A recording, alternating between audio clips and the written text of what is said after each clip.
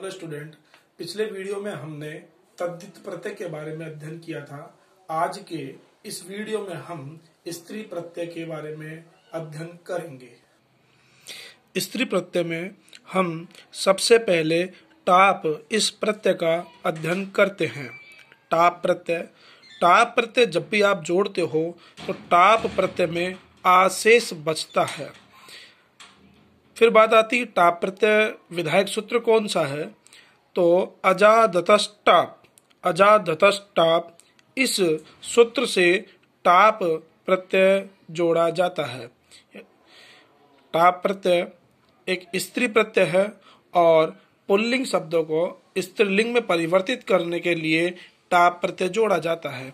जब भी आप टाप प्रत्यय जोड़ोगे तो टाप प्रत्यय में आ शेष बचता है। टाप प्रत्यय में शेष क्या बचेगा? आ। अब बात आती है कि हम इसको किस प्रकार से जोड़े। तो जैसे कि शब्द लिखा हुआ है अज, प्रत्यय है टाप, तो जब भी आप टाप प्रत्यय जोड़ोगे तो टाप के स्थान पर तो आपको आ जोड़ना है, किंतु टाप प्रत्यय जब आप जोड़ोगे तो शब्द के अंतिम स्वर का आपको लोप कर देना है। इसलिए अज प्लस टाप जब आप जोड़ोगे तो शब्द का अंतिम वर्ण कौन सा? ज में कौन सा स्वर मिला हुआ है? ए। इसलिए इस अज शब्द के अंतिम स्वर है ए, तो इस ए का आपने लोप कर दिया तो ये ज हलंत हो गया है। अब इस ज में टाप प्रत्यय के स्थान पर शेष बचता है आ, तो आप अज इस शब्द में आ जब जोड़ोगे तो ये बन जाएगा अजा। पुनः समझना कि जब भी आप टाप प्रत्यय जोड़ोगे तो टाप प्रत्यय में आपको टाप प्रत्यय के स्थान पर आ जोड़ना है और शब्द के अंतिम स्वर का आपको लोप करना है। इसलिए अज प्लस टाप, अज का अंतिम स्वर ज में स्थित अ है, इसलिए उस अ का हमने लोप किया, तत्पश्चात ज हलंत हो गया। इधर टाप में शेष बचता है आ, तो अज प्लस आ बराबर ये बना अजा। ठीक उसी प्रकार एडक प्लस टाप, तो टाप के स्थान पर शेष बचेगा आ, तो एडक क में आ जोड़ दो तो बन गया एडका। चटक प्लस टाप बराबर ये बन गया चटका। बाल प्लस टाप बराबर बाला। मंद प्लस टाप बराबर मंदा।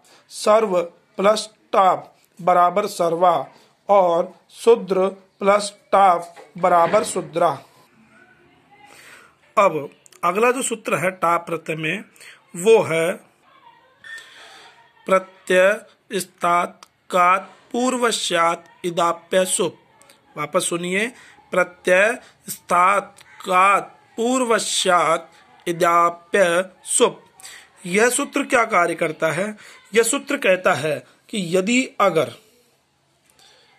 टाप प्रत्यय आप जोड़ते हो और शब्द के अंत में क हो, यदि किसी शब्द के अंत में क है और वह क किसी प्रत्यय का है, तो उस क के पूर्व में स्थित ए के स्थान पर ह्रस्व ई हो जाता है।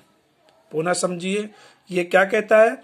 ये कहता है कि यदि अगर किसी शब्द का अंतिम वर्ण क है और वह क किसी प्रत्यय का है, तो टाप प्रत्यय जोड़ने पर उस क के पूर्व में स्थित अ के स्थान पर ई हो जाता है। इसको आप इस प्रकार से भी समझ सकते हो कि यदि अगर किसी शब्द के अंत में अंत में अक हो तो अक के स्थान पर इका हो जाता है। जैसे कि बालक प्लस टाप। अब यह समझिए, मैंने कहा था कि टाप प्रत्यय जोड़ोगे तो टाप प्रत्यय है, तो टाप प्रत्यय जब आप जोड़ते हो तो यदि किसी शब्द के अंत में क हो तो यहाँ पर क है और वह क किसी प्रत्यय का हो तो यह भी प्रत्यय का क है, तो उस क के पूर्व में स्थित अ यानी बाल में स्थित अ, यानी जैसे आप इसको करो कि बाल, तो ल हलंत हो जाएगा, ए को हमने निकाल दिया, तो तो बा ल क प्लस आ, तो क ये प्रत्यय का है। क के पूर्व में स्थित अ, क के पूर्व में स्थित अ के स्थान पर ई, तो यहाँ पर देखो अ के स्थान पर आपने कर दिया ई, तो बाल का तो बाल रह गया, अ के स्थान पर ई हो गया और क है प्लस टाप प्रत्यय में शेष बचता है आ। अब इसको आप पूरे को जोड़ दीजिए, तो बाल ल में ई जुड़ा तो बाली, क में आ जुड़ा तो बालिका। अब शॉर्ट में आप इसको यूं समझ सकते हो कि यदि किसी शब्द के अंत में अक हो तो उस अक के स्थान पर आपको इका जोड़ देना है। पुनः समझे, यदि किसी शब्द के अंत में अक हो तो अक के स्थान पर इका जोड़ दो। जैसे कि बालक, बालक अंत में अक आ रहा है ना, तो टा प्रत्यय जोड़ने पर अक के स्थान पर इका कर दो, तो बालक में इका जोड़ोगे तो बालिका। जैसे कि गायक, गायक में इका जोड़ दो, अंत में अक इसलिए तो गायिका। नायक अंत में अक आ रहा है तो इका जोड़ दो, नायिका।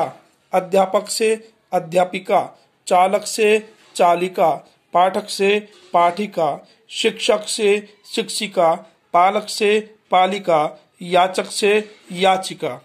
तो पुनः एक बार टाप प्रत्यय को आप समझो कि टाप प्रत्यय को हम दो भागों में बांट सकते हैं, दो प्रकार से पढ़ सकते हैं कि यदि अगर किसी शब्द के अंत में अक हो तो इका और अक नहीं हो तो सीधे आ। जैसे कि बाल से बाला, ठीक है, छात्र से छात्रा, और अक हो तो इका, जैसे गायक से गायिका और नायक से नायिका। इस प्रकार से टाप प्रत्यय आपका समाप्त होता है।